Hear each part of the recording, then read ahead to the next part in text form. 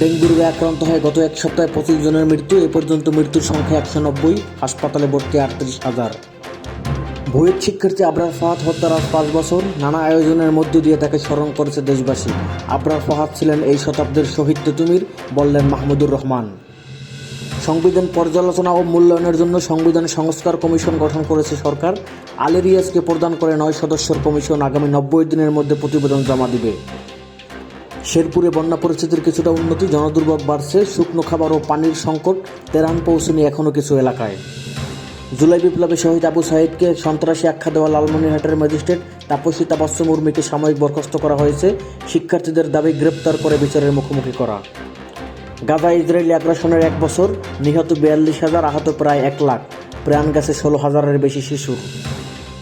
এবং 3 ম্যাচ সিরিজের প্রথম টি-20তে ভারতের কাছে পরাজয়, ম্যাচ ঘুরে দাঁড়ানোর আশা টাইগার ভক্তদের।